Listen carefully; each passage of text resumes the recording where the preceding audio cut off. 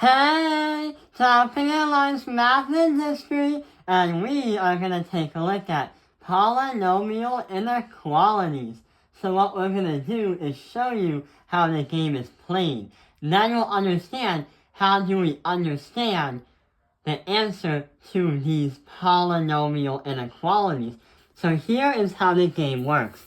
What we're trying to do is try to get to some kind of solution that explains all of the solutions without writing everything out. So what we have here is some kind of function. And what we have right there are different things that limit us, that tell us what to do. So there is some kind of things that we have to be aware of when analyzing this graph. So let's take a look at the function of x has to be greater than 0. So on this xy graph, where this is y and this is x, 0 is going to be this line for the x-axis. And it's always going to be touching the x-intercepts. What we really care about is the function that's greater than 0 is talking about everything that's above literally the x-axis that's 0 or more. So it's talking about this range. But when we talk about when a function of x has to be less than or equal to 0, we talk about including the 0. Everything that's under it is going to work too. Literally writing with one hand. So the idea is if we want to say, I want both to apply and to find some kind of answer that will get me to explaining everything, then here is what's going to happen. Here is the solution. We are going to have negative infinity to negative 5 as the first one. Because we have negative infinity this way, but then it stops to negative 5 that way. Then we're going to go to the negatives where it's below the 0 line. So it's going to be in union because it doesn't stop there. And we're going to have restrictive brackets, negative 2, comma 2, which is going to reference here and here, which is under the line, which is going to be literally under. And the last one for union is still going to be under. We're going to say 2, comma, infinity. But 2 bracket infinity, because it includes it. So we're going to use that kind of logic, but for some kind of problem. So what kind of problem are we thinking about when we have to use that same kind of logic? Well, here is something that we can work off. So instead of a graph like this one we just showed you, we have to do the same thing and find some kind of solution, but just the equation. So what do? We have no graph. We don't know what it looks like, but what can we do to show how it works and to show the logic behind it? Well, going from the last part, we analyzed how everything touches the x-axis at that point 0. And we have x-intercepts. Notice how right over here, this is a 0, this is a 0, and that is a 0, and we have an inequality that has the 0 on it. So what do we have to do? Yeah, what we really have to do is make a number line where we have negative 3, 0, and 7, where it's the opposites of x, negative 7, and positive 3. So what we just did there uses the same kind of logic as if you were to be graphing on an xy plane with a polynomial. Now, to find the solutions.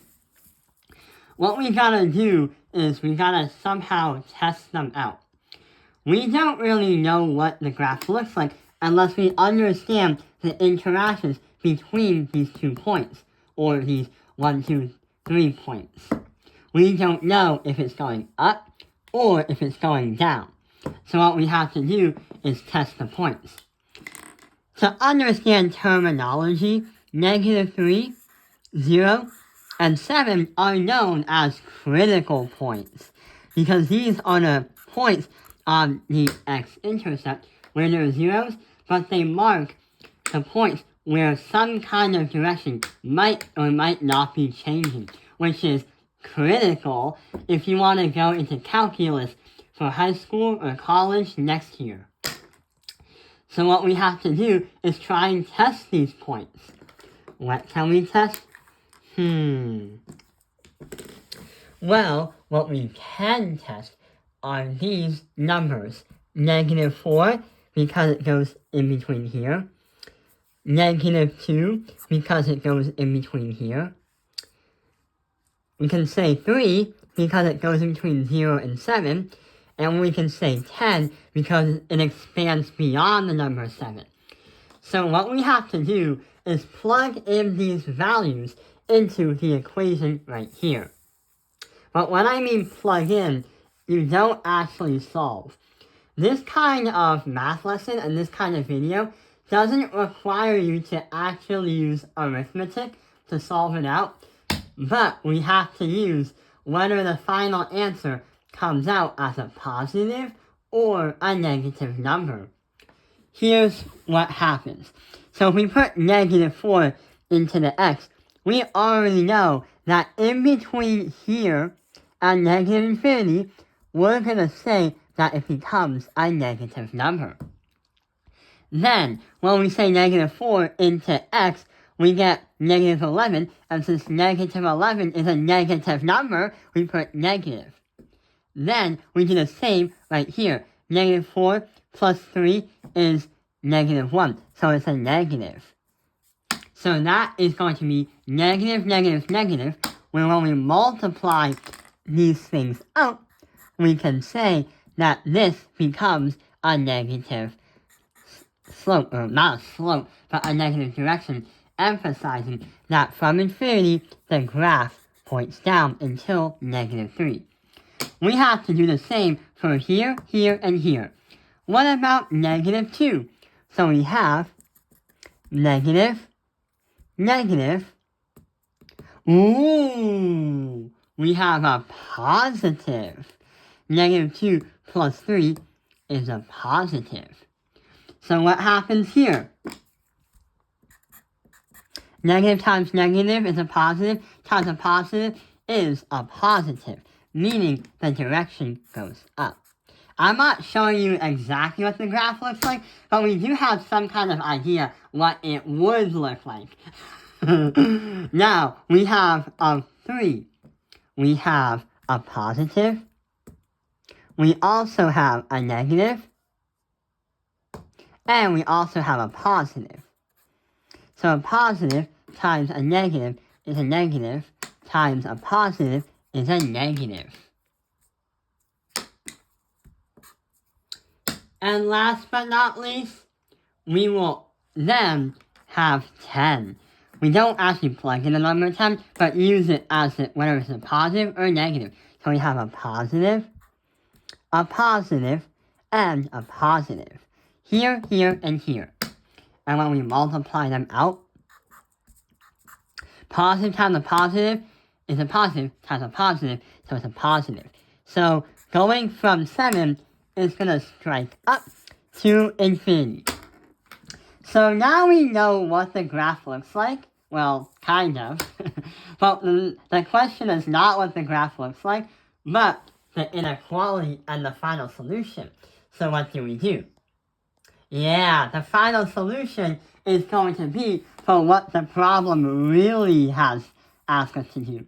Since the problem really focused that everything that the answer has must be less than 0.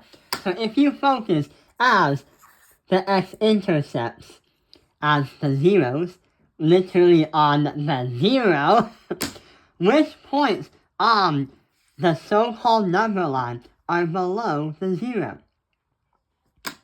Yeah, if we focus on the negatives here and we focus right here in between 0 and 7, that is going to be what we're supposed to target. So here is the final answer. Negative infinity is going to go to 3, but it doesn't include it, so we both have parentheses. But then it's going to be in union with, we can't say negative 3 to 0, because that goes above the 0.